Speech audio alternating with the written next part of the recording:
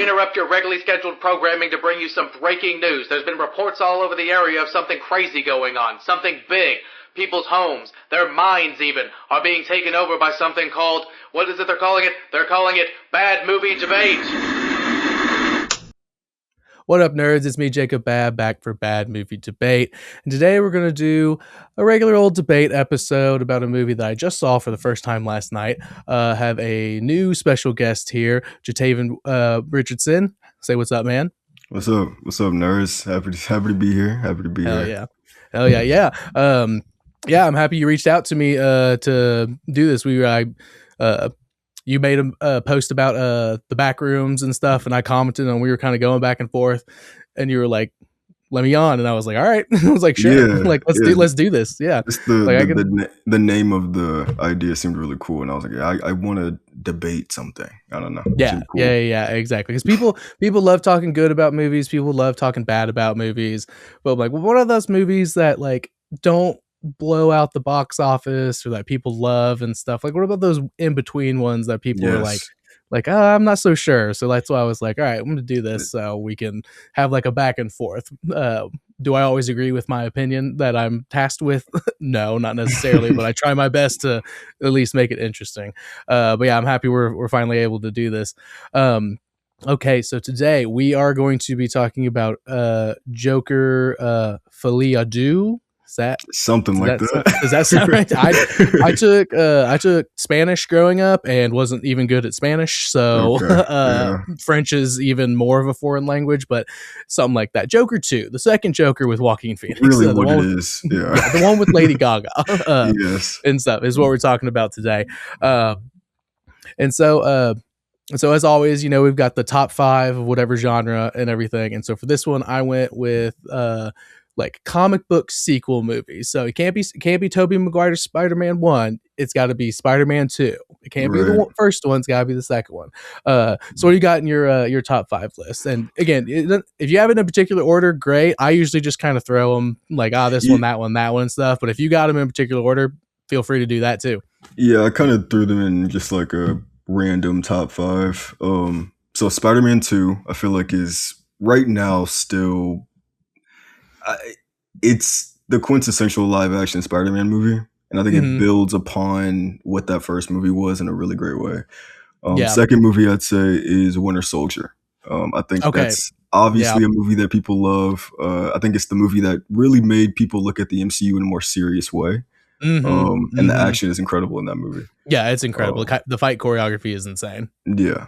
My next one is The Suicide Squad, which I feel like but it is a sequel. It is a sequel. Yeah. That absolutely counts. And I like that movie a lot. I think it's one of James Gunn's best films. And I think it really redeemed The Suicide Squad for a feature-length film.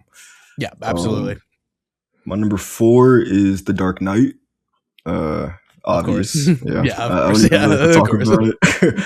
And my 5, but I have one more after this. It's a little different. But my 5 is Across the Spider-Verse, which I think people love that movie. We got some crossover. Yeah, we got some crossover.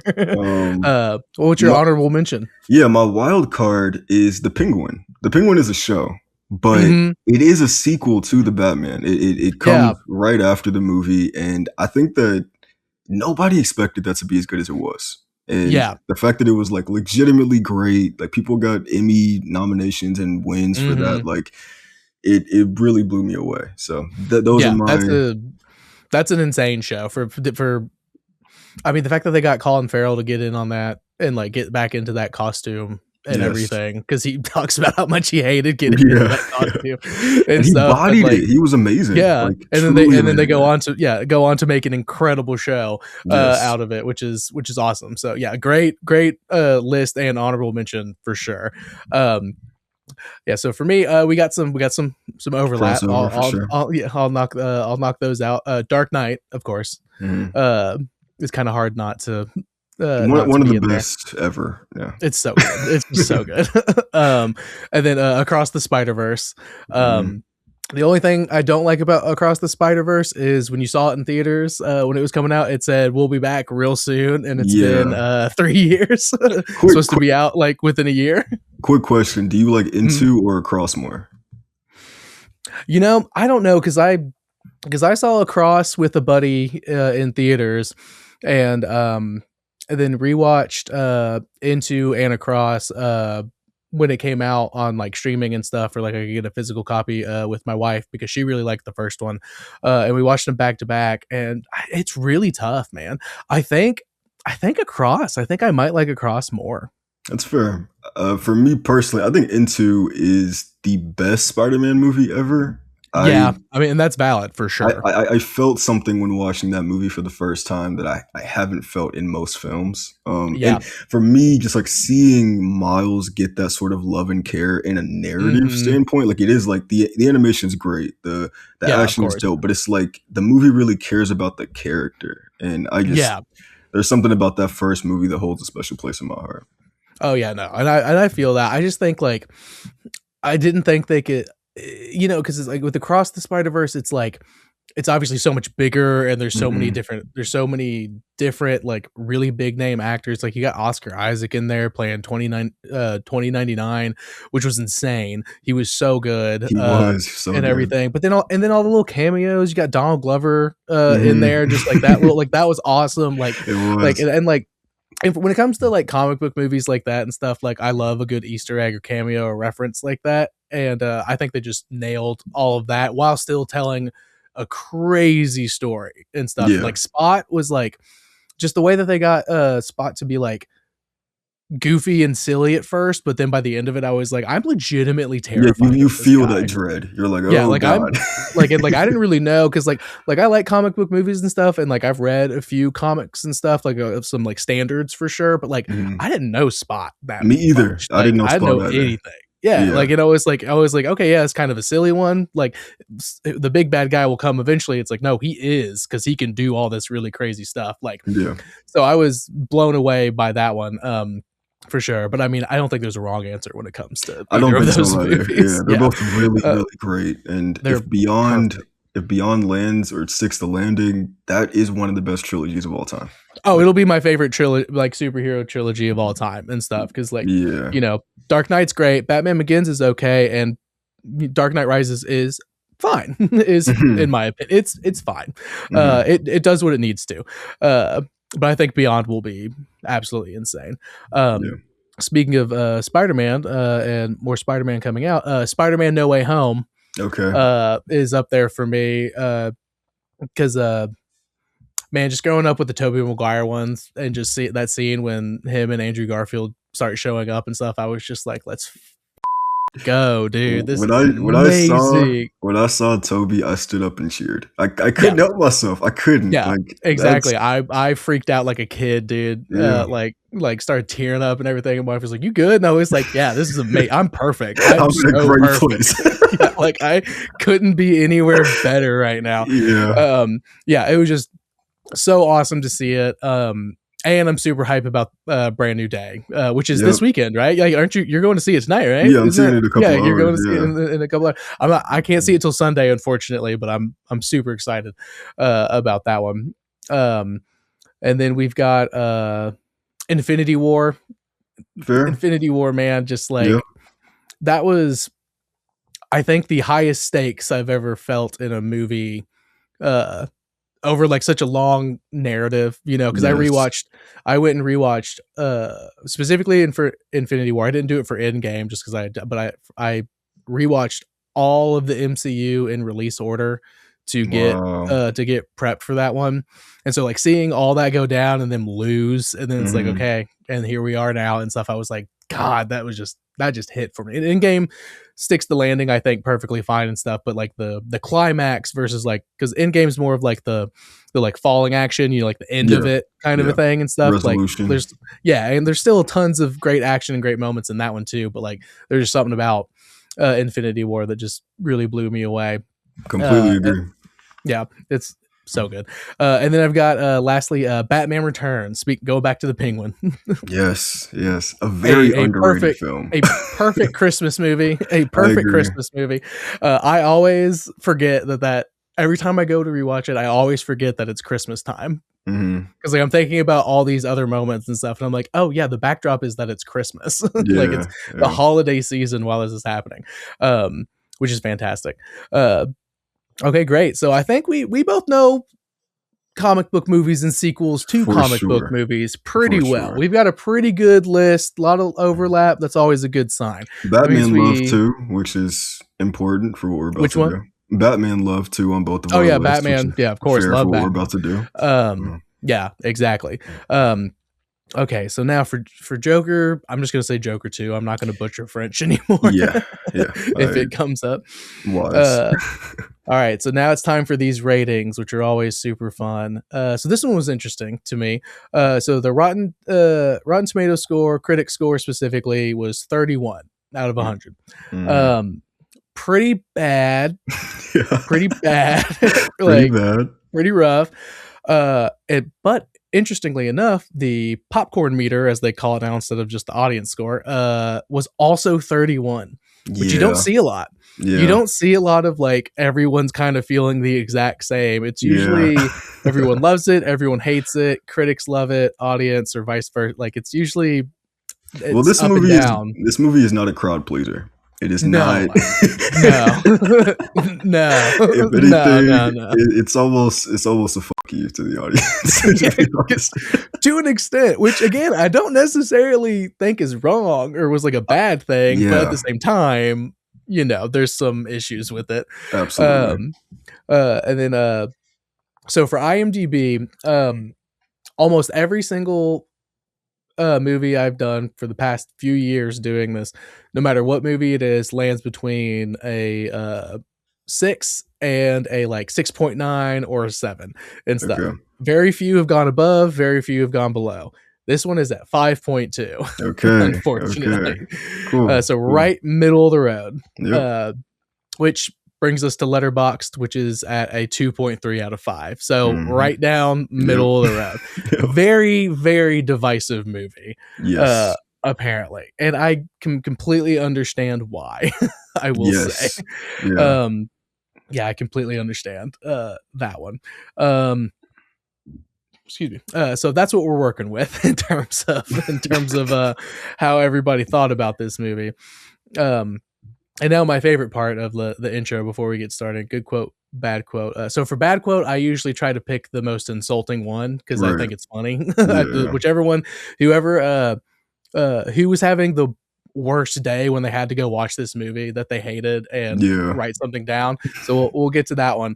But this one, so for the good quote, we have Jeffrey McNabb for the Independent UK said, quote, overall, Folie Deux is just as edgy and disturbing as its forerunner, replicating the idea of modern American cities as terrifying powder kegs perpetually on the cusp of explosion, end quote.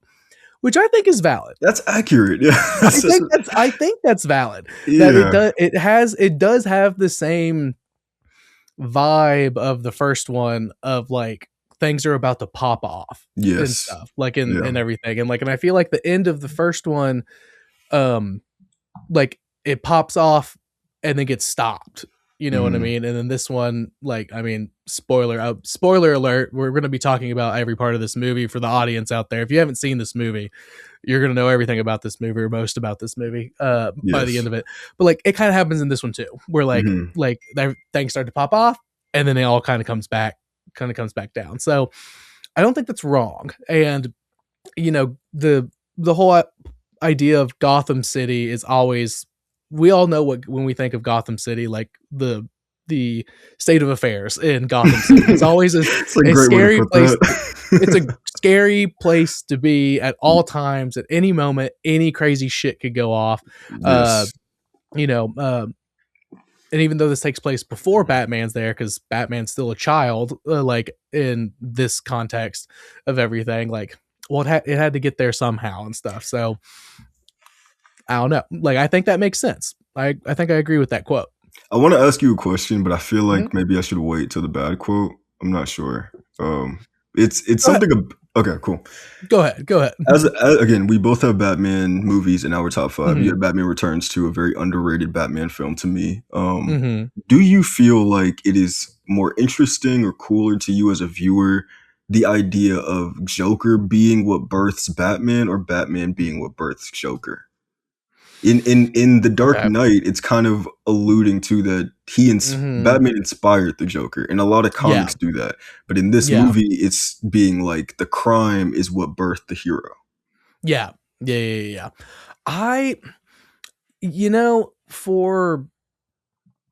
That's the thing with the Joker specifically. I'm not 100% sure because, like, I think it makes more sense for Batman to be birthed out of the crime instead of like, because like without the crime, he's not doing like he has no reason to do all this stuff, and he could use his billions of dollars to just be a philanthropist and just like help the city in that way. But he feels like he's obligated to like destroy crime and stuff. So I think it makes more sense for any villain to have to.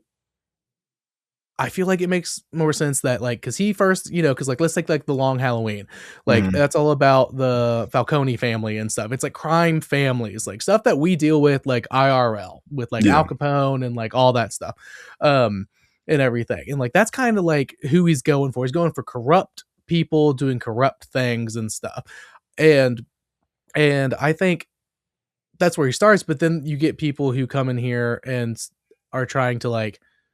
They have to up their ante because the like side of justice has upped their ante. Right. Stuff. Basically, it's like you have a guy who is not a vigilante who is not a part of the police and will do anything he wants with impunity, more or less, because he'll never get caught. So if we want to commit these crimes, we have to up our ante and like do all this kind of stuff. So I think it makes more sense for it to be Batman inspires, like he hurts his own cause by being Batman. By being Batman and, for lack of a better way, say doing too much. Yes, no, for real.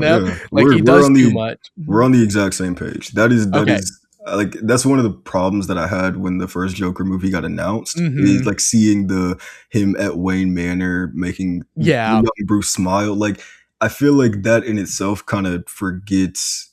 The cool thing about Batman to me is that he's kind of crazy. He's a crazy guy. Yeah, he's not well. Yeah, and he like how you said, he almost hurts his own cause by doing what he wants to do. I like that a lot more. But I do think it's interesting in the context of this film, the way that they show Joker as like an idea and like something that really inspires the worst people. I thought that was really well done. Yeah, no, absolutely. I liked I do like how like the take on like both of these movies are like, it's not about the Joker as we know it. It's not Heath Ledger's Joker like with Batman and stuff. Like it's not that. It's how did we get the Joker that like, whether it's, again, spoiler, like if it's his son that him and Lee have and stuff, like takes up the reins once he's old enough to like be doing that and kind of everything, or if it's just like someone is inspired by the history of what happened in the 80s in Gotham to start doing what he's going to do and stuff like that. Like I do think it all falls on Batman's shoulders at the same time though. And I think that's I think that makes the most sense for him because like because like we were saying, like he's unwell too. Like he also belongs in Arkham, or maybe not Arkham because he's got a lot of money. Like, and he's not. I mean, he's technically a criminal. Like maybe not Arkham. Like I don't he probably didn't have to. He's not a psychopath-ish, but he's definitely sociopathic. Like there's choices he makes. Yes, he needs a therapist. He needs to use his money in smarter ways. And I don't know. The movie I always struggled with it because I'm not a big fan of like let's try to make a villain thing. Like how I said, I was not excited for the Penguin at all, and was greatly surprised by that. So I feel like these two movies, I feel like really tries to speak on something bigger because it doesn't have that hero in the story. Yeah, exactly. It's more about like the philosophy of villainy, specific villain and like villainy as a whole in the context of Gotham and Batman and everything like that, which I do appreciate for sure. But at the same time, is it worth 2 hours and 15 minutes of my night last night for this one specifically? I don't know. Well, let's get to the bad quote. I'm curious. This bad quote, yeah. This one's fun. This one's fun. Again, just always the one. I love picking the ones where it's like, this guy had a bad day when he wrote this down. Okay, so the bad quote comes from Peter Travers for ABC News. He says, quote, "Here's a sequel we didn't need, trapping Phoenix and the glorious Gaga in a joyless musical retreat that sucks the life out of the party. Says she to Joker during a fantasy scene, 'Come on, baby, let's give the people what they want. I'm still waiting.'" Yeah, I mean, it's like, yeah, and he's not wrong either. Or I don't think he's wrong. Either. I don't think he's wrong about that one. Yeah, that's the thing. Both of these quotes are correct. Yes, both absolutely. of these quotes kind of hit the nail on the head about how I feel about this movie. Like there's I would say a lot of good and some missteps that are pretty glaring and maybe not frustrating, but just not what you would want, kind of a thing. Because I remember when this got announced, I was super excited. When it got announced and stuff, and was like, yeah, like I'll go see it in theaters. Like, I won't see it like as soon as I saw the first one. Like I'll get to it and stuff. And then all the reviews started coming out and people were talking just so much shit. And I was like, oh my God, like people hated this movie. I'll see it when I see it. I'll see it when I see it, I guess. Man, people hated this movie people so were much. Dogging on it. Yeah, it was pretty rough. And again, I don't know if at the time, I don't know how I would have felt. Like we're removed from release date at this point. So yeah, I don't know. It was fine. We're about to get into it. So as we get into it, I kind of pre-warned you about this one. So now it's, we're just talking now, seeing pros and cons and everything. You're defending, I'm attacking, so to speak. But like I said, I like to do what's something you didn't like about this movie, just like in general, since you're going to defend it and you're like, because I believe, correct me if I'm wrong, but when we were messaging back and forth, you said you liked this one more than the first one. I do. Yeah. Right. So, which is crazy take in my opinion, first of all. I definitely do. But so what's something you don't like about this one, or even something that you think that the other one does better, perhaps? Okay. I think we were talking about the title, Joker Folie, Deux, and I feel like that in itself showcases that this movie thought it was a lot cooler than it is. Right. The movie is very pretentious, and a big way that it shows that is its musical numbers, because not only is it sparse throughout the entire film, but they have the characters not really, or the actors and actresses who are singing these songs, not really try. And part of that is to be a part of the character. Like, this is Arthur Fleck singing. This is Lee Quinzel singing, not Lady Gaga. But I think all of that goes to show how this movie thought that it could really do anything and people would just eat it up. Because I think, if I'm being completely honest, the first movie is just taking from this movie and that movie and that movie and that movie, and then just putting a Joker makeup on it. It does. It's kind of like Taxi Driver. Almost. Yeah, it's Taxi Driver, King of Comedy, American Psycho. It's all these different types of movies wrapped up into a Joker burrito. And I feel like Folie Deux lives off of that $1 billion success by thinking it can do whatever it wants. And I think that does hurt the film. Yeah, and I would agree with that. Yeah, because like there was definitely, because I remember, early people like coming out after talking or like seeing it, talking about it and stuff, being like, it's a musical, like what the hell, like and I was like, well, I mean, Lady Gaga's in it, so like that makes sense, like I guess. And I don't, it's musical in nature for sure. They're definitely that's a great way to put it. Like I wouldn't say it's like a true blue musical, but like they're making references to old Hollywood musicals and stuff, and like they're doing those kind of dream sequences and everything, like and it's like, it's one of those things where it's like, I get where they're coming from, like I get what they're trying to do in that regard, because like that's how they meet, because of the music class, the singing class in the prison or at Arkham and stuff, and like I get what we're trying to go for here. I do like your take of like, because I was thinking like in some of the singing parts, like Lady Gaga, I was like, Lady Gaga can sing better than this, like she's not really better. She's not really hitting it like this. Like Lady Gaga is amazing. Like what, like she should be singing, but like I like that thought of like well, that's Lee singing, and it's like, oh yeah, and she's like Folie Deux is French for like madness for two. It's like two people who lose their minds at the same time, kind like go crazy at the same time over like the same thing, kind of a thing. So it's like which like, so like before the movie I was like, oh, that's a great name for these two characters. After watching it I'm like, like, all right, yeah, maybe it might be the pretentious thing. Exactly. Yeah, I mean, yeah, I loved the idea of it being a musical when I first heard it. And then like Lady Gaga's Harley Quinn, oh my god, that's great casting. Yeah, but she's incredible. Like, then when you see it in execution, it's like, okay. And what sucks to me, because I would love to hear the best thing to you about this movie. To me, I love the cinematography in this film. I think it looks beautiful. And I think the musical numbers at times are like breathtaking visually. And I wish that either they would have written original songs for these characters or would have just made the musical numbers not the genre, but more just like highlights of the movie, if that makes sense.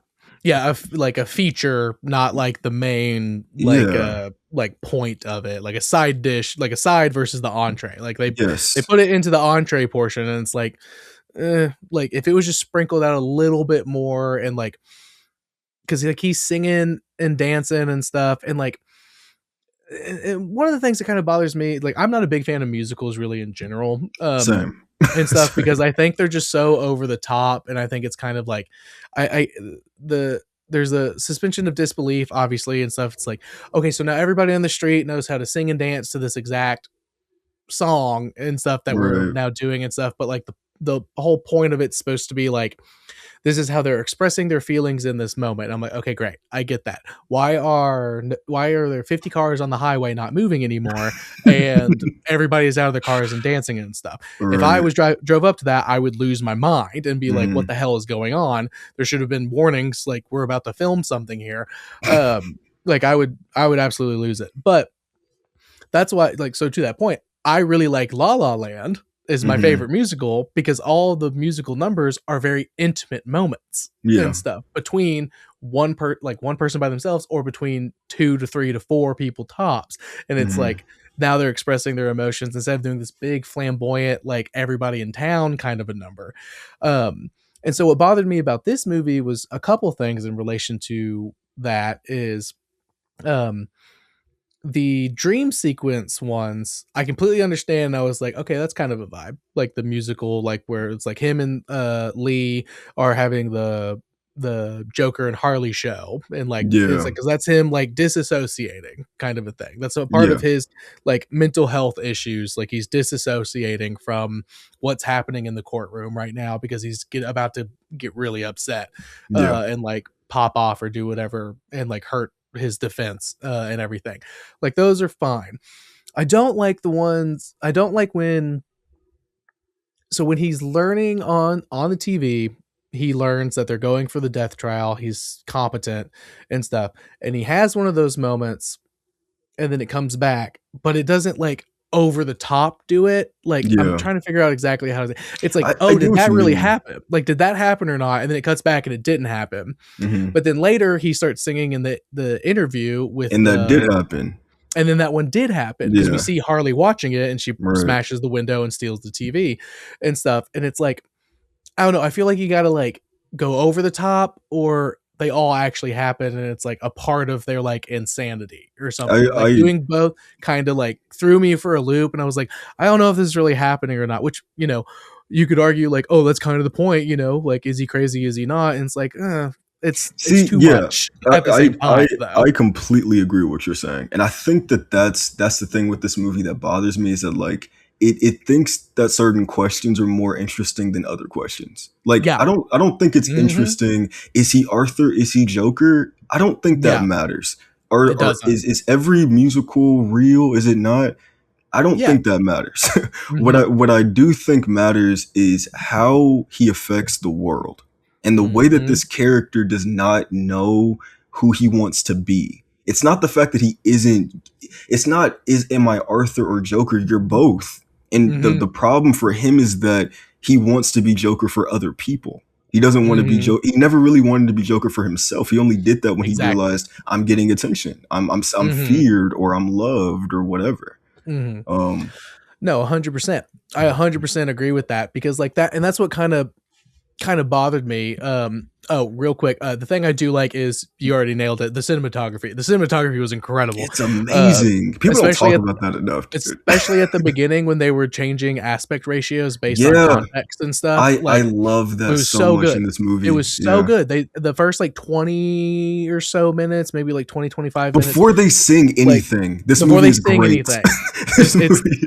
Like, yeah, in terms of cinematography and editing and tone and everything, it's perfect. He doesn't say a word for the first 20 minutes, I think. It was awesome. And it was awesome. Like, you know, and like, but then like specifically the scene when he first meets with his psychiatrist with his lawyer and stuff, and like they break the aspect ratio by like, it's like, okay, we're looking at him on like a screen, like a little 4:3 screen and stuff, and then like it breaks into him and stuff like that. I was like, yeah, we're changing a lot of aspect ratios here and stuff in a way that makes sense contextually with what we're feeling, seeing, and like the times and stuff. Like, that's really cool, and I really like that. And then all the singing and dancing and everything starts, and it kind of loses itself to that. Not that they're not well done, like they are well done, but like I wanted to keep that but kind of vibe. It you know what I mean? What makes like, this movie dope. Like, to me, like, man, because now I'm about to start talking. Something I really love about this movie, and this is my second time watching it, and for context for the listeners, I just finished it before I joined this call. So you know the character Jackie, the cop. Yeah, I love that character, and the reason why he's a great character, like, and a great actor. Great actor. The dynamic between him and Arthur, I find fascinating. Like, even him being the one that brings him to the music class or whatever, and like the way that, like, even in that scene when Arthur and Lee are first talking, you see Jackie in the background just looking at him, and at certain moments it seems like he's inspired by Arthur, and at times it looks like he's jealous of Arthur. And jealous. That's exactly. I love. Like, there's so, like, that's how I feel about this movie. There are some moments in this movie where I'm like, if you made this the film, it would have been incredible. Like, if we're just focusing on Arthur in prison, and maybe till like halfway through this movie, then we get to the trial and we build up his connection to Jackie, his connection to Richie, the guy who dies at the end, like showing how he is connecting to these people with or without him trying, I think would have been fascinating. And even having Harley or Lee in the prison a little longer, I think would have really allowed for this movie to flourish, because there are some great moments, like that moment when Arthur pats Jackie on the back and he's like, I forgot what he said, but then Jackie just like slaps him on the head, like that moment is so it tells you exactly who they are. Like, there is a connection with them, even though they both want to deny that.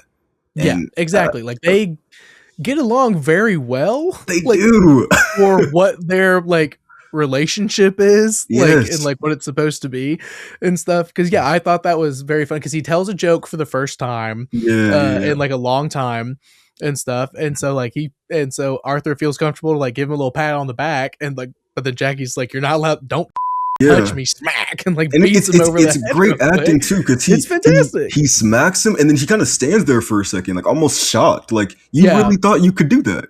Yeah, like, exactly. He's like deeply offended by it. Yeah. And then like, I don't know, because like, that scene, it's one of those things with like taking him to the singing class, which is where he gets to meet Lee and everything. It's because Jackie wants to go to the singing class. Yes. And like he has two motivations. One, he wants to kind of embarrass Arthur by being like, you're going to go to the singing class and I'm going to get to laugh at you singing and stuff. But also because he wants to sing. And he's over there with like talking to Lee. It's because he's like, okay, I don't really give a shit what he's doing right now. It's because he's over there with the guy with the piano. Like, no, play the, I don't know that song. Like, oh yeah, I know that song. And then he starts singing, and he's constantly singing when the Saints go marching in. Like the entire time he's whistling it, singing it, doing something and stuff. Like, it's a weird, like, dichotomy we get with Jackie. Like, he's like a really chill dude, but also like, but he's horrible, horrible, person should in his not have own his right. job. Should not No, have his job. God, no. And like, so now I want to kind of jump, stick on Jackie and stuff. Like, so Joker shows up to trial, right? He gets rid of his lawyer, and he's allowed to have his full Joker makeup and costume and everything. I will say that Go might ahead. be the dumbest moment in the movie to me, where the judge is like, I have allowed you to dress however you like. Like, why would you let him do that? That makes no damn sense. It makes no sense at all. And I appreciate, because like usually in a lot of movies, like, and a lot of my critiques and stuff is like, if we had one line to explain why this happened, I would be like, that's fine, like an extra 10 seconds and stuff. And this movie does take the time to do those 10 seconds to be like, the judge is like it comes in on the trial, like while he's dressed up, and he says like, based on every legal precedent I can reference, he's allowed to do this, and so I'm gonna allow him to do this. And I'm like, I appreciate that, but at the same time, that's insane. Yes. But also, it's supposed to be funny. I think it's supposed to make you laugh, but I think so too. Yeah. It takes away, especially like Joaquin's like just like his serious face with the clown makeup. But I do think that like if this movie just leaned into like, this is not fun, we're not having fun. Like if it leaned heavy into that, I think this movie would be so much better. I really, really do. I completely agree. Like I just I don't know. It's tough because it's like, because at the same time, it's like, is the legal precedent that he's referring to also getting like stiff armed by like the media in some way? Because it's the first, like the first nationally live televised thing and stuff. They reference that a lot, and it's like, well, people will tune in more and stuff. And it's like, again, it's like one of those things. It's like, could be reading too much into it. That's actually a great reason. Like I went to school for journalism and stuff. So like I every once in a while I think about that avenue depending on the context of the movie. But it's like, oh, is he kind of getting strong armed by people being like, well, more people will tune in if he's dressed like that, not thinking about how that will then inspire more people to, blow the building up and do a bunch of other things that are very, very bad. But I still think it's stupid, even though it's like, oh yeah, there could be like all these different things. I'm like, it's still stupid. They should, in no world would any, like if Jason Voorhees is real, and like they wouldn't let him have his hockey mask on in trial. It's not happening. Now it would be a part of evidence, and they would reference it, but he would not be allowed to wear it while he's sitting there. Like that would be crazy for the court system to do. So I think I know what you were about to go to, like going from that scene, but that scene is important though, because it is not the one time. It's the first time where Arthur fully leans into, okay, I'm Joker now. And the moment he does that, he sees puddles. The moment he allows himself to be like, I'm a bad guy, I'm awful, I'm a villain, everybody, he sees the one person who genuinely cared about him. Yeah, and was genuinely nice to him. Yeah. The only person. I thought that was actually really well. Not only did that guy give a great performance, but I thought that was really well written. To have the character up until that point, kind of not, like even by that time, he already knows Lee is lying to him. And you see even in his musical number, like reality shifting moments, he's like, you can see the dialogue between Joker and Harley is him trying to rationalize how crazy this person really is. Yeah. When he just fully commits to I'm evil, he's then reminded that there was good in him, like instantly. Exactly. And I love that choice, because he has the when it's the Joker and Harley show and stuff, like they're doing the big number and they have that moment where he's like, where she starts to sing toward the crowd and he's like, what are you doing? You're supposed to sing to me because you love me. And she's like, but we're singing for them. And then she shoots him and stuff. And it's like that's obviously the moment where like we're being told as the audience she's referring to, like this isn't about you. This is about me using you to platform myself into whatever my goals are and everything. Which again, I think is really cool. But more importantly, the puddles scene was probably my favorite scene when they bring him in and stuff. It was so good. The back and forth, like, first of all, him coming out. This was funny to me. Joker Arthur in this moment gets up and hits that Southern lawyer draw and stuff. Lincoln lawyer. That was really funny to me. Like I wrote down in my notes. I was like, okay, here he goes. I was like, all right, here he goes with the Southern accent. Like I was like, that's really funny. It is. And stuff. So your name's Puddles? Really? Yeah, exactly. Which I love that because that was when he dropped it. He was like, your last name's actually like he drops it for a second. He gets angry. He's like, there's no way. And he's like, yes, it is. And he's like, okay. And then he goes back. Like that was a genuinely funny moment. And stuff. But yeah, that scene is so good. But in that moment too, or like once he becomes Joker in court, he insults Jackie. Yes. And Jack, like specifically, like he's referring to all of the guards, but like he's talking about Jackie. He's talking about Jackie. Yeah. And so, and then what do? He gets back and they awful things that they do what prison guards do, unfortunately. That's a different podcast. That's a different discussion, but they do what they do. Yeah, they do what they do. If you know, you know. I do, because when we were talking about Jackie earlier, I was thinking about this. I was thinking about that scene because that scene is so weird, and I heard people say that that's like that is a scene that really does not need to be in this movie, and I actually agree, but. Unless they would have done one thing, and you might think I'm crazy, I think they should have had Jackie singing in that scene. Yes, 100%. Because I think it would have shown how he also chooses to move out of reality when he wants to, whenever he wants 100%. To hold that power and control. Like I think that would have been perfect, actually. Yeah.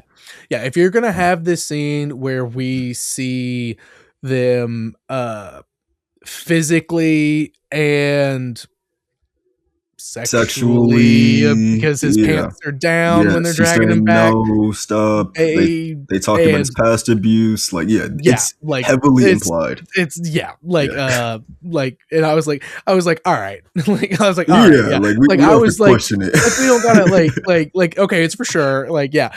But like, if he had been singing, then it would have made sense and stuff. Like, I 100% agree with that thought of like it would have been more useful if they had just done like a quick thing. It's like, well, they're dragging him away and then they close the door and stuff, and it's like, and then they throw him back in his cell after, like, all right, yeah, we know what happened, they beat the shit out of him, whatever, and stuff. But since they held on that scene for a few minutes and stuff, he absolutely should have been singing 100%. Yeah, I think that would have made that scene like it would have been like almost like a plot twist, like aha moment, because you're seeing how all these, like, I think this movie should have been a triangle of craziness. It should have been about Arthur, Jackie, and Lee, and how all of them are crazy in different ways, and how Arthur might not be like Arthur is almost a victim to himself in a way, while these two are victimizers. They actively go against, they are trying to find prey in different ways. And he's just the person that's come across their crosshairs. Exactly. They're all like it's the triangle. It's definitely a triangle that should have been done, and we should have gotten more with Jackie, like just a little bit more. Like, we didn't even really need that much more. Yeah. But like, cause like you have, like circumstantially you have Arthur, who obviously has mental health issues and stuff, cause he had a horrible childhood, horrible abuse done to him since he was young, and then snapped, and like all this stuff happens. You have Lee, who is wealthy and abuses that wealth to do whatever she wants, and basically decides to become crazy and do all of these criminal things and stuff. And then you have Jackie, who uses his power. He doesn't see himself as a bad man. He's not doing anything wrong. He's a prison guard protecting people from these bad people and stuff, even though he is committing just as, if not worse, crimes against these people and stuff. And I completely agree. We should have explored that just a little bit more with Jackie. A lot of bit more. Like a lot of bit more. Like, if we had that I'm telling you, if cool. half of this movie was in the prison, I think that would, and also would have built up the trial. It would have made that a big moment, and then because we get to the trial really fast, very fast. Yeah, like, and I feel like they do that because it's a cool set, it's a cool idea. Joker on trial. But I think to build that up would have been like, because even the character that Jackie kills, I forgot his name, Richie or whatever. Richie or Ricky or something like that. Something like that. I feel like we could have really felt that if we got 2 more scenes with him.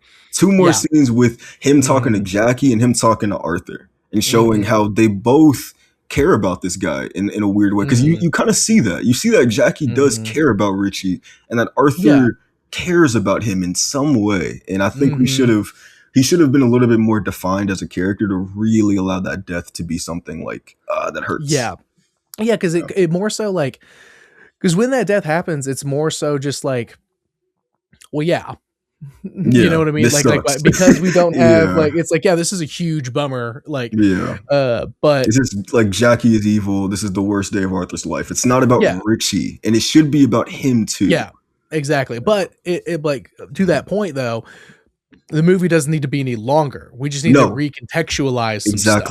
Like we just need to like change some stuff like from the get-go, because like I don't know, like, again, as much as we were just glazing how much we liked the 20 minutes of no talking at the beginning and how that felt and everything, we could shorten that down a little bit and get a little bit more in between from these characters, a little more like relationship and like whatever it is, oh my god, I can't think of the word, exposition between those characters.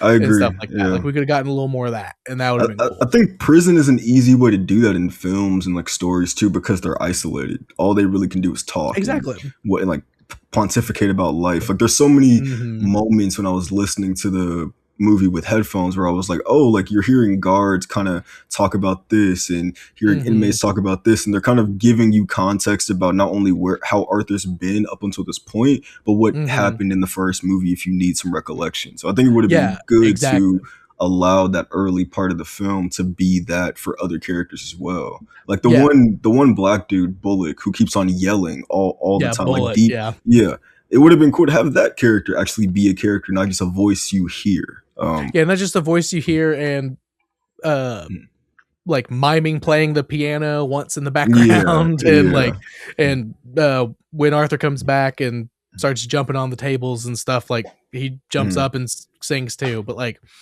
that's what I'm saying, he's like a named character. So like, I want more from you if you're a named character, like in that kind of context and stuff. But like, I feel like I gotta say I gotta say why I like exactly why I like this movie more than the first, because you said that, and I think you said it's a crazy opinion to most people. The reason why I like this movie, I like Folie more than the first Joker, is because I think the Joker, the first film, it's posing the question of who creates these monsters, and the answer is the system.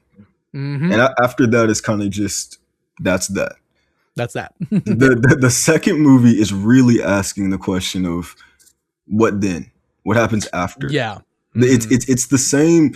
And I'm working on the Odyssey video essay right now. And one of the things I love about that movie is that, and it's similar to Oppenheimer too, but what Nolan is asking isn't what would you do as a person? What would you do if you were Odysseus before the Trojan horse? That's not what he's asking. He's asking, what would you do as Odysseus after? Are you going to accept your consequences? Are you going to accept the actions you made? And I love that this film is like, Arthur has so many people that love him outside to a point where it's literally like half of the court hates him, half of the court loves him, the way that they depict it. And he even has people, when he goes back to prison, he's able to stand up on tables and people are dying for him, basically. And the fact that what he learns by the end of this movie is that there was never a Joker. It was just me. And I didn't like who I was. That's why I made these choices. That's why I ran to this persona. That's why I've been running to this woman, because genuinely I've never liked who I am. And he never had a leg up, or No. he never had the opportunity to like himself. But at the same time, he still has to deal with those consequences. And I'm not a big fan of the ending where the other Joker kills him. Like, cool. Like, I don't really care about that. But I like the idea of the character being like, I just wanted people to love me. And sadly, I can't wear this mask anymore. I think that's incredible. Like, that's a message that you may not like because maybe you liked the first movie and what it was telling you there. Like, oh, the system sucks. We got to empower ourselves and kill people. Like, sure, you might find that fun. But this movie is like, you're not supposed to have fun with those people. Yeah, I think that's fair. Which I think is absolutely fair. Yeah, because the first one is more of a like commentary on like society and stuff, like in a multitude of different ways. One more thing, my bad. I wanted to say too, because what you just said just hit my brain. One of the cool things about this movie too is that in the first movie you see how people don't really care about mental health like that. Like even like the social workers are being fired and all, like, are being closed down or whatever. And you see even in this movie when it's so obvious that Arthur is mentally unstable, multiple people take the stand and are like, I think he's completely fine and just crazy and just evil. And it's like, he's just evil. Yeah. Like it's sad, but sadly still true in a lot of ways, how mental health is looked at as this like taboo thing that doesn't really have an effect on a human being. It's like, no, bro, like Arthur, even though Arthur is not a likable figure, he never had a chance. Never had a chance. No, he absolutely never had a chance. Not one. I don't know. I love that. I love that sort of storytelling. No, for sure. Like, and I completely agree. I do completely agree with that. Cause like the first one's like more about like society as a whole and like issues and stuff like that. And then this one is a character study. It's like, well, let's look at one of those people and what happens. So like it's still talking about society and stuff. Cause like obviously we talked about like the how bad prison is and like how that needs a lot of work. How people will try to mooch off of moments, even if that's at the detriment of people who are exactly like not not mentally well. Lee coming in and trying to ride his like coattails of fame and stuff for her own benefit and stuff is like so relevant to today and stuff. But at the end of the day, like this is a character study on him, on Arthur, and like what he's going through, like how he's being manipulated from all sides and stuff. And I mean, as soon as he says, no, there is no Joker, it was all me and stuff, Lee gets up and leaves. Yeah, instantly. He's gone. And then the bomb goes off and he goes and he's like, tries to find her and stuff, and he finds her and he's like, yeah, like we can run away now and like we're gonna have a baby and stuff. And she's more or less like, nah, I'm good. Like I'm out, and just like, walks away. Like, I love that moment where she starts singing and he's like, I don't want to sing. Like, yeah, bro, exactly. Like, that really hits, bro. Like, it does. It really does. Again, like you have to get through a bunch of like lame, like subpar musical moments, but when you get to that scene, it's like it clicks. It's like all those moments were just him trying to escape the reality that he f***ed up, and he knows he f***ed up. Like I don't know. I love and that. He finally gets to a moment where he's like, I can live those fantasies out in real life right now with you because I'm out. Yeah. And like you're pregnant, we can go and do this. And she's like, no, I was all about the fantasy and stuff. And like she's like, she was in love with Joker, not with Arthur. Yes. But Joker was never real. But Joker was never real and stuff, like at any point. And stuff, which, you know, which kind of adds like to a pro to this and stuff, because like this isn't the Joker we all know, like and stuff, like, and that's kind of the point. It's like, it's like this, it's made very clear, I think, in especially because like he gets killed at the end and stuff, like that this is the inspiration for the Joker that will fight the Batman and stuff. Like once I hate that shit so much. Yeah, and you hate that. Yeah, I hate that so much. Yeah, like, but that's how it ends, and like I don't necessarily love it, but I think that's what the point is. Like, you know, like by the end of it and stuff. I will say, I think the way that I take it is a little different. I feel like, to me, the way I look at Arthur Fleck is that this is it's weird because like this is before Batman, Bruce Wayne is a kid, all that. Takes place like 70s, 80s. But to me, this movie almost feels like this is what the Joker inspires, if that makes sense. A person like this who would run towards, because to me, when I say Joker in the context of this film, I'm saying like incel, alpha male, just being locked within an echo chamber that will not let you go because it feeds off of your misery. This character feels like he is inspired by something that doesn't exist yet. And he is only able to feel powerful when he isn't himself. Yeah, exactly. When he's putting on a persona, exactly like what for some reason he takes to be a more masculine persona and stuff, and like because he wants to, because he's just abused his whole life and stuff and bullied his whole life and stuff. So he's like, I want to take some power back for myself and stuff. But he's a little unwell. He's extremely unwell. Very unwell. And so, bad things happen because of that. I mean, it's kind of hard to disagree with any of that. But that's the thing is, like, when we talk about the movie, it's like, the movie is incredibly flawed. This movie is not like, it has a lot of flaws up and down, left and right. You can see it easily. But to me, that's why I picked this movie, because like there's actually something to talk about here. Like let's say I chose the first movie. What would we really be talking about other than cool moments, cool scenes? Yeah. This is like, we really can speak about like, what is this movie trying to say? And to me, also, I'm not a big Todd Phillips guy. I don't know a lot of his work, but I will say, because people hated on him because they hated this movie, I think it's incredibly brave to do what he did here. Because to make a movie like he did with Joker, that I feel like made the world a little bit worse, similar to an American Psycho or a Fight Club or whatever, movies that should not have made the world worse, but people are going to do what they want to do with it. To then be like, oh, after I made that $1 billion movie for you, I'm going to make a movie that completely deconstructs that character from inside out to a point where you don't even like what you're watching anymore. Like, I think that's not only admirable on like a filmmaking point, but on a moral front, I think that's very brave. Yeah, no, and I agree, because the first one definitely inspired a lot of the wrong people. For sure. Like, there's really no debating that part by any means. So it is interesting looking at this movie and again taking that again, like all of these thoughts about society and then going like, well, let's look at the person now and see like how they're used and manipulated and why they are the way that they are and stuff. Because I'm also curious, because like there's a part of me that's I've kind of a question that I was kind of weird about, where she sneaks into his like gets let into his prison cell before she dips. Lee, and she says, you need to stop taking your meds, and he says, I already have.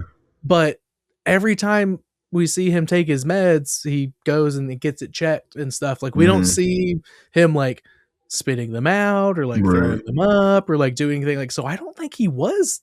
Yeah, I don't think he was, honestly. Like, I think he was taking his meds, and he just told her that and stuff. Because he, by the end of the movie, he gets a lot more. He's just as level-headed, and stuff and everything. And but I think that's part of it. Is like he just wanted to live up to her expectations. He wanted exactly. So he leaned into the Joker stuff, even though the meds were working. Like, he was kind of getting more level-headed and kind of realizing like because like his confession, his closing statement where he confesses like, not only did I do all of this and I remember doing all of it and I chose to do all of it, I also killed my mom that no one knew about until just now and stuff like that. And I really think the only reason he leaves is like, the only reason he escapes is because it was so easy, because his fans made it easy for him. And he was like, oh, I could go be with Lee and stuff. Like, I think it really was to find Lee, which is sad. It's really sad, honestly. It's really sad. Like, I think he was ready to accept it and like take the death penalty and stuff. Like, I think he was just kind of like, all right, like that's fine and stuff. Yeah, I don't know. Again, as a movie, it's a tough watch, but like it doesn't have to be a good watch to be a good movie at the same time. You I know what I would mean? Or like never, worth watching. I You would know? never say that this is a good movie, but I do.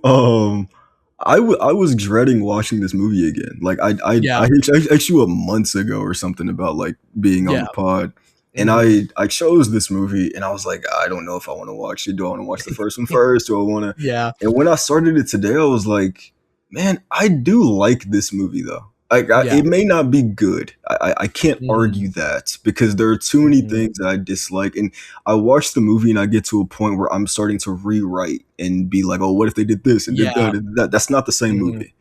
But Right. when I'm watching it, I do like what it's saying. Like it Hmm. may be harsh, but it's Yeah. real. It's so real. And I think Yeah. that's what people didn't expect is that Hmm.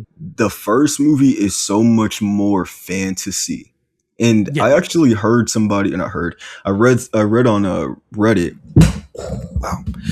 I read on Reddit, somebody said that they feel like the first movie is the special that they were showing on TV. Like the one they were talking about when Oh, he yeah. went to jail. The first movie is basically that. And then Is the the made second, for TV yes, movie. Yeah, yes, that yes. And then that this, sucked, or she was like, "No, it's really yeah, good." you're Yeah, right. okay. And then That's interesting. the second movie is real life, what really happened, and I think Mhm. that's really dope to me as like a. I'm not saying that's true or whatever, but I like that Yeah. concept of like that first movie is you being in Arthur's head. It's this one man against the world that Yeah. everybody hates him. He's crazy and he's gonna take back his revenge. Mhm. And the second movie is like, what happens when you do that? What Yeah, happens? what happens? Yeah, like, What when happens you when you inevitably, choose? Yeah, when you make the world your enemy, Mm. what happens? And I think that's a in today's age, that's a very important question to ask young men, especially. Yeah. Oh, yeah. So Absolutely. Yeah. I really like that thought. Like, I really like that idea of, like, that's, like, God, now you see, and that's the thing about doing these debates and stuff, because now I was like, yeah, I'll probably never watch that again, like, I get it and stuff, and now I'm like, well, now I need to go back and rewatch both of them. Like, yeah, yeah. and, like, look at it from that lens and stuff, and, like, it might make both of them better, like, I think after the fact, I because, do like, that's feel like really interesting. I really like that take. I do feel like watching these movies back to back would hit on a different level. I don't Yeah. want to do that because again, No. I don't think either of these movies are that good. I really don't. Yeah. I just feel like the second movie has something to say that I resonate with on a personal level. And I think with a Right. lot of the way that I've always connected to movies, and I think that's why people Mhm. like what I have to say about film here and Mhm. there, is Yeah. because I really do look at it from a personal lens. Yeah. Yeah, yeah, Joker yeah. Folie Do was the first movie I'd ever recorded any review for, or not ever, but I had done like The Substance, and then Oh, yeah. I saw the TV Glow, and then I just Mhm. stopped for a year, and Yeah, then yeah, yeah. Joker Folie Do came out, and there was so much hate, and I saw it in theaters, like empty theater, and it had Yeah. just came out, Oh, yeah. and I watched it, and I was like, I kind of like this, and I think I get why I like it because I Mhm. found it. I went to the theater at a time where I felt like I was losing myself. Like I'm Mhm. 23, and I felt like I Mhm. was in like a quarter life crisis for a little bit around Sure. there. Yeah. And so to see a character who is not likable at all has made way worse decisions than I have, Mhm. hold his accountability. And like Mhm. despite most people in his life being like, "Oh yeah, you can be this Joker thing and we'll accept you for it." For Mhm. him to be like, "But that's not who I am." Yeah. Like that's really the ending statement in this movie is that whoever you think I am, whoever that monster was who killed my Mhm. mom, who did this, who did that, that is Arthur. That's not Yeah. Joker. There is no Mhm. separation here, and I have to hold that accountability. I think that it resonated with me on a very personal level, and I can't say the same for the first film.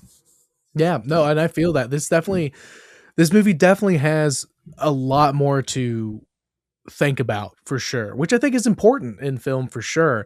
And, like, it's very much it's very much a movie that's like be careful who you pretend to be, like, Yes. because that's who you'll become. And like, because he was still taking his meds, I'll die on that hill. He was definitely still taking his meds. He realized that and was like, Yeah. I don't want to be the Joker. Like, Yeah. he's like, I just want to have a happy life with a woman I love and stuff. And like, I did all this up stuff and I am not happy that I did that. Right. Like, and like that kind of, he's like, none of that, like, it made him feel good for a little bit in the first one when he was doing these things and stuff. Right. But then cut to the beginning of this second one and he's in prison and he's rail thin, so he's not eating, he's not talking to anybody, not making jokes anymore, not making jokes, and they're all commenting on like, oh, you got a joke for us today? Like, he doesn't say a word and stuff, and hadn't, presumably for like 1, 2, like even 3 years, depending on how long the time is and stuff, like, and everything. And like, until he gets that spark, he finds that like real life old Hollywood musical like that he could actually live and stuff. So that like, yeah, oh god, yeah. And then it goes back even what he said in the singing in the interview where he's like, I have someone who needs me. Like, I finally have something that I can live for outside of myself. Yeah, because he wanted to. Yeah, the whole point was he wanted to die. Like, he wanted to kill himself on the show, not the host. Like, he didn't want to kill. He didn't want to kill him. He wanted to kill himself. Like, and stuff. And that was the whole point originally and stuff. And now he has a reason to live and stuff. So then you go to the scene when he finds Lee and he's like, all right, let's do this thing. And like, she's like, nah, I'm out. And she dips. And then all the cops come and he doesn't move. He's like, yeah, just take me back. Like, I don't even care. And he doesn't even look that, like, he looks shocked when he's getting stabbed in the hallway at the very end, but he doesn't look too upset about it. Yeah, that's like, a great way to put it. He's not screaming for help. He's not. And then that last shot when we like kind of come in on him, and he's like dying and stuff, like, he has a pretty neutral look on his face. And like, I think part of it too is he's hearing the guy do a Joker style laugh and stuff, and he's like, and it's like a realization of like, oh, this is my own fault. Like the Joker did kill me. Like, I did get killed by the Joker, which was the original plan and stuff. It just took this whole long extra way to get there, kind of a thing. You said something very profound. It was like, like, be careful who you choose to be. And I think that this movie is really cool because it's like, you see Arthur choose to not be Joker, but people will always see him as Joker. Exactly. And I think that's really important for the world to see too. It's like, just because you choose to be a better person does not mean your actions don't live on past you.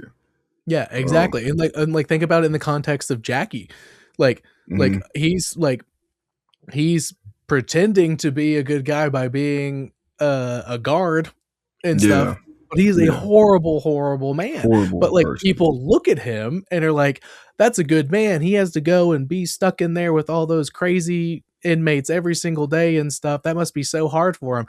No, it's not. He's in there beating the shit out of them, doing awful shit to them, making them kiss each other for cigarettes, like doing all this like playing games. Yeah, playing games with them and stuff. Like, he can do whatever he wants and stuff. Like, no, like, and stuff. But everybody sees him as like that, like, and stuff. I'm telling you, if this movie was more Jackie and Arthur, this shit would be fire. It would be so a lot great. I think you're 100% correct on like, if it was 50-50, because like, what, 2 hours and 10 minutes, half of it is in the prison, the other half is the trial and like the fallout of all of that and stuff. And you can still have all these major beats that you wanted and stuff. You still could have done all that. It would have been a better movie. And then like the musical stuff notwithstanding, because it's like, again, like, if they had just been singing at each other and they'd been singing poorly and stuff, like, it would have been like, okay, I get it. Like that would have been, instead of doing all these theatrics and stuff. And it might have even hit harder. It might have been harder to watch and be like, oh, this is kind of cringy and stuff, but like that's kind of the point. It's kind of the point. Yeah. That would be the point at that point.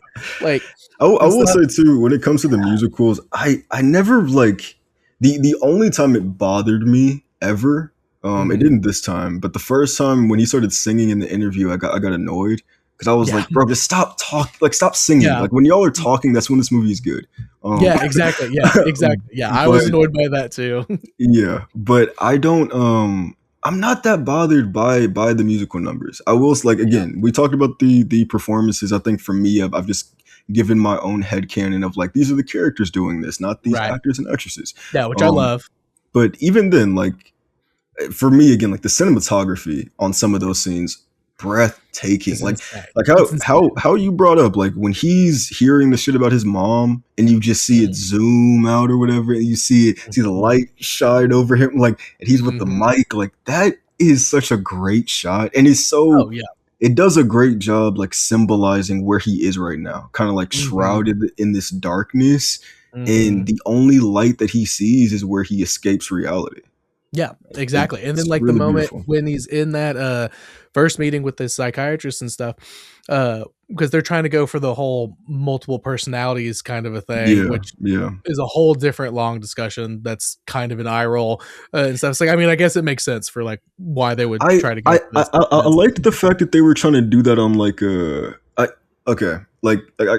I said, I didn't like the question of like, oh, is it Arthur or is it Joker? I did like the whole animation in the beginning I don't like because I feel like it kind of throws you off as to what this movie's about.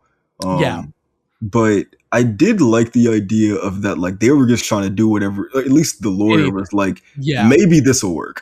Maybe if we just say multiple personalities. She was doing her job the best she could. Yeah, you know, no, for real. And like in like the 1980s and stuff, it was like it was still not that I'm an expert and stuff, but like it was still like very reasonable that could be like a very legitimate thing that a lot of people could have and stuff. And it's like I think nowadays they're like there's maybe less than 5 like people that they're like 100% they probably did like and stuff, and they still don't know. Like it's a very rare thing. Like it's called DID, like dissociative like identity, like now and stuff. Like so like. I minored in psychology. I am not an expert. I'm not trying to say anything.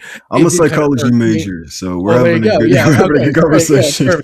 Yeah, so so for me, like you just minored in it. I was like, all right, here we go. But like, regardless of all that, when his psychiatrist is asking him like questions, and he's just kind of like, oh yeah, like like just smoking a cigarette and stuff. Going back to like the cinematography and just like how they're visually telling the story and stuff. I loved when she's like, well, what if I talk to the Joker about, like, can I ask the Joker that same question?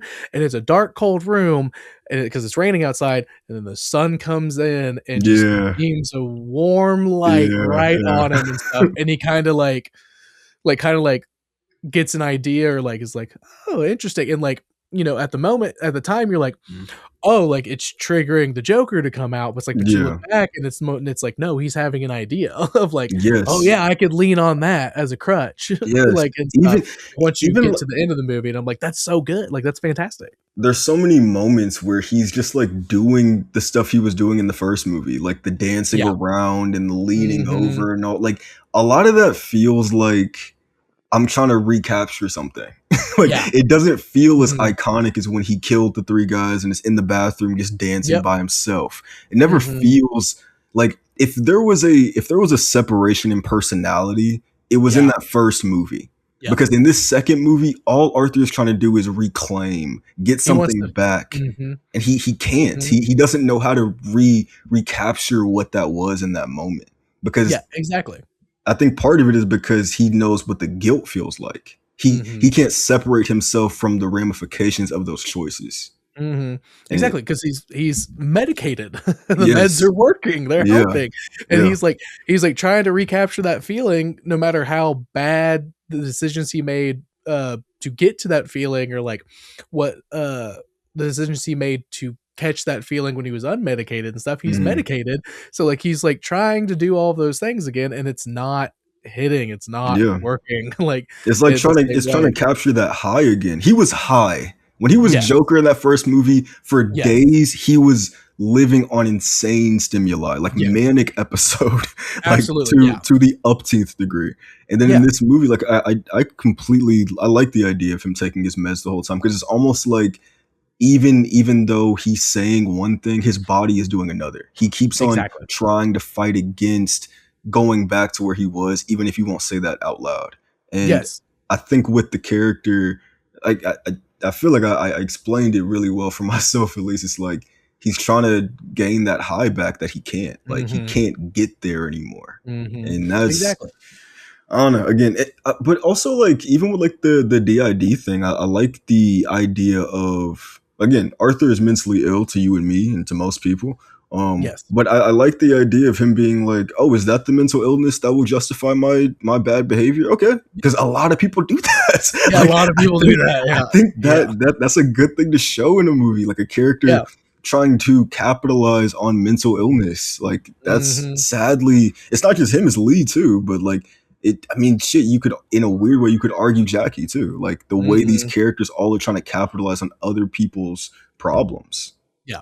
100%. Yeah, because like the like in real life, the insanity defense, I think, has the only time I think it's ever worked was Ed Gein back in the day. I think he's the only one, the guy who inspired Texas Chainsaw and like all kinds of stuff. Like I think he's the only one where they were like, yeah, we'll put you in a mental institution instead of in prison and kill you and stuff. I think it's the only one that actually worked. But people have been trying it ever since and stuff. So like it makes sense for like in the 80s for somebody to do that and stuff, and for him to try to like kind of like capitalize on it in his own way, because he had, because he has that meeting right after he sees Lee for the first time. Yeah, I think so. Yeah. And she like goes out of her way to like do the gun to the head thing and stuff. It's like, and so like he's like, well, I'm interested in that, so like, yeah, whatever I can do, instead of just being like, yeah, whatever, I don't care and stuff. Yeah, that's it's very interesting. I think we're getting close to we're probably gonna need to wrap it up here in a second. Yeah, I don't feel like we can make this conversation any more interesting. I don't think there's much more. Yeah, at this point, and you know, this is one of those ones where, because again, you're not even saying it's a good movie. No, I'm not. This is one of those ones where I think we're in a complete agreement and stuff, and I think we probably were before we even talked and stuff. But we were coming at it from two different sides, different angles and stuff, for the sake of having a discussion. This movie is absolutely worth watching. I think it's absolutely worth watching, regardless of the reviews and all the shit it got when it first came out and everything, because of everything we've talked about, and like specifically like a lot of things that you pointed out about this movie and stuff. Like I think a double feature of this would be tough. So maybe break it up over a day or two. Yeah. But like I think watching this movie with the context of the first is very important. But like, I really think this is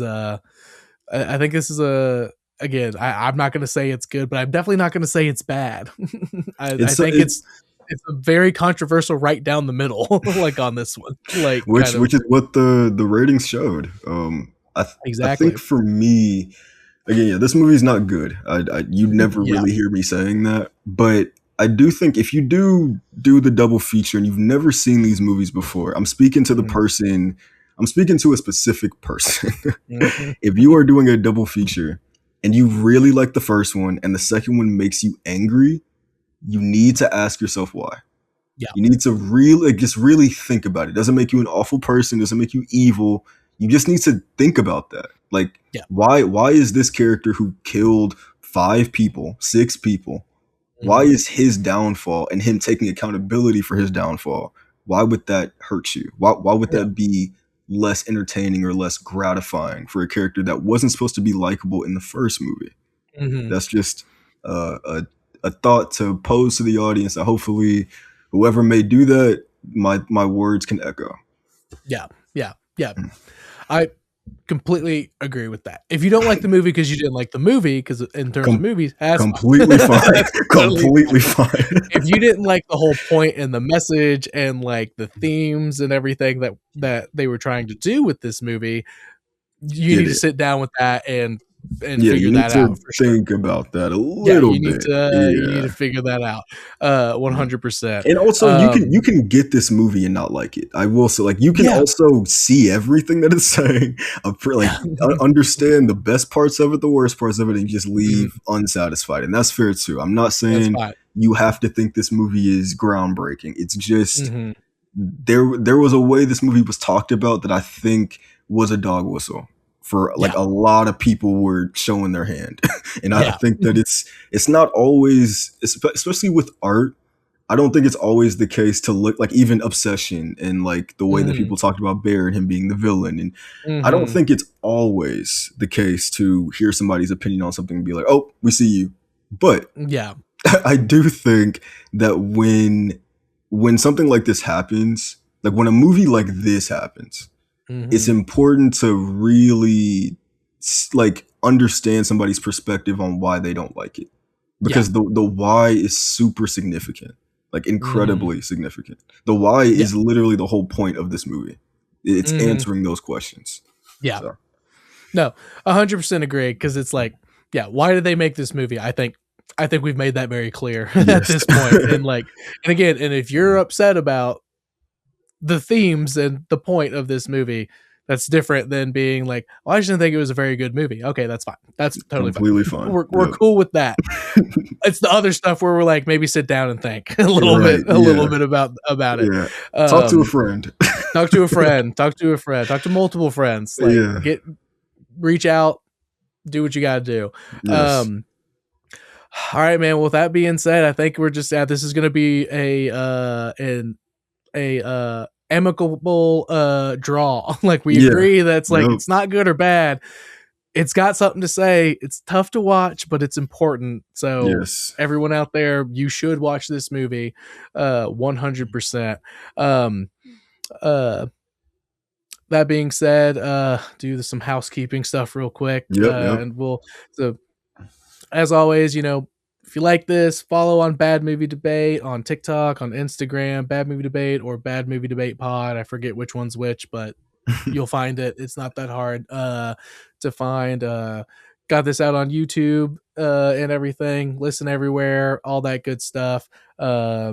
Share, like, subscribe, all that nonsense.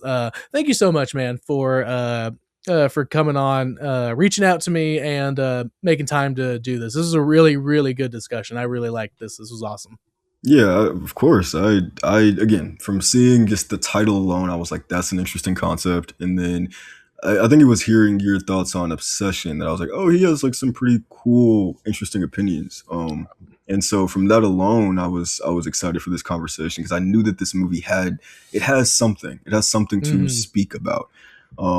But I didn't expect it to be, I feel like with these collabs I've been doing, I've been trying to temper my expectations and just go into it open-minded.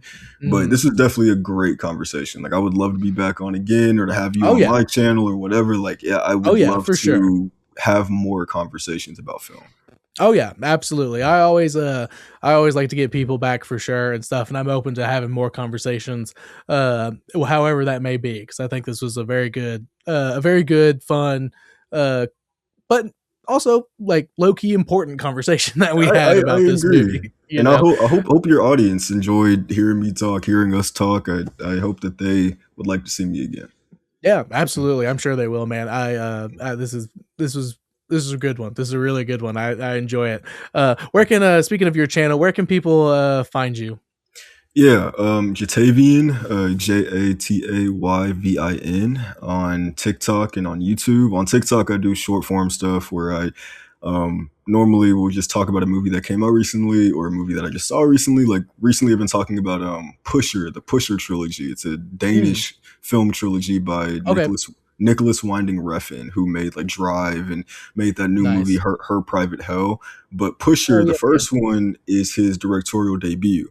and it is a fascinating crime trilogy that it's shot handheld, so it almost feels like a Oh, cool. documentary. Like a lot of the actors you're not going to know if you're an American, like for myself at least. So like I'm watching this and it feels so real, and I'm really enjoying it. And so yeah, on TikTok I do like minute long just conversation or just quick discussions about like how I feel about a film I just watched, or even shows, maybe some superhero stuff here and there. And then on YouTube, what I really love doing is video essays. I love talking about film, and like I said in this, I look at film from a very personal place. It was my first love, and I think that when I do video essays, I really try to speak from a place of like taking you into my brain, how I'm seeing this film, and I love connecting with people through art. It's just something I love. So yeah, Jatavian on TikTok and YouTube. If you'd want to join the fam and watch some of those videos, I'd love to see you.